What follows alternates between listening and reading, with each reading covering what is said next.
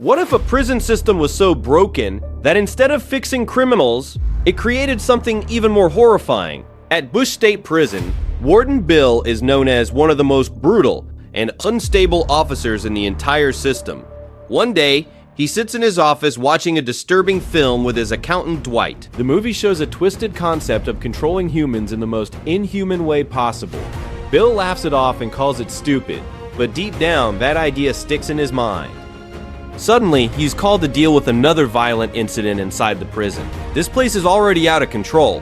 Constant fights, injured guards, rising medical costs, and total chaos. Dwight reminds Bill that if they don't fix things soon, the governor will replace them.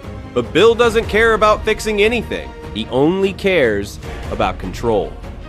As he walks through the prison corridors, inmates openly insult and threaten him. They don't fear him, they hate him. Instead of maintaining order, Bill reacts with pure aggression. When he finds out that a guard has been stabbed by an inmate, he doesn't try to investigate or calm the situation. Instead, he brutally punishes the prisoner, breaking his arm in a violent outburst. For Bill, pain is power.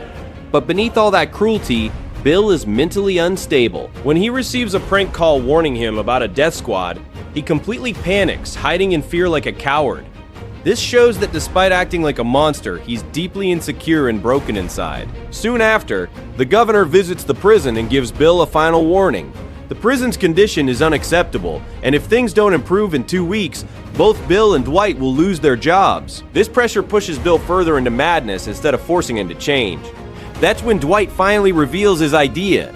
He suggests something so disturbing that it sounds insane at first.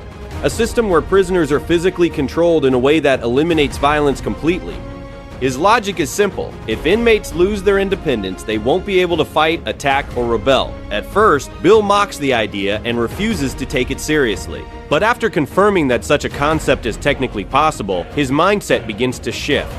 That night, after a complete mental breakdown, Bill finally agreed. From that moment on, everything changes. The plan begins in total secrecy. Prisoners are quietly sedated and taken away one by one. They have no idea what's happening to them. Multiple surgical teams are brought in and a horrifying process begins. The prisoners are turned into parts of a larger system, losing their individuality completely. Anyone who doesn't fit the plan is immediately eliminated. There's no hesitation, no second chances. Bill no longer sees inmates as human beings. They are just tools for his experiment.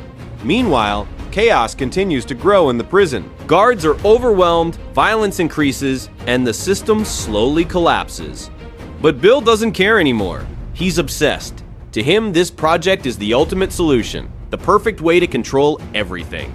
Even innocent people aren't safe. Anyone who gets in the way is removed.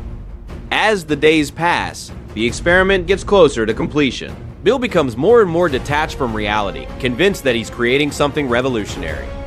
Dwight, who originally suggested the idea, starts realizing how far things have gone. But by now, it's too late to stop. Finally, the project is complete. When the governor returns to inspect the prison, Bill proudly presents his solution.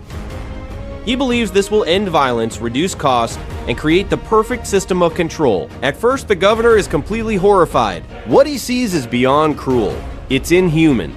For a moment, it seems like Bill has gone too far. But then something unexpected happens. The governor begins to think differently. Instead of shutting the project down, he starts seeing potential in it. Power, control, influence, this system could change everything. In that moment, Bill realizes the truth. The system above him is just as corrupt as he is. There was never any intention to fix justice, only to control it. Now desperate to protect himself, Bill eliminates anyone who could expose the truth. People who worked with him, people who knew what really happened, they all become threats. In the end, Bill stands alone, not as a leader, not as a protector, but as a complete monster. In the prison, it's no longer a place of justice, reform, or punishment. It has become something far worse. A nightmare, built on power, cruelty, and madness. Sometimes, the real danger isn't the criminals inside the prison, it's the people in control of it.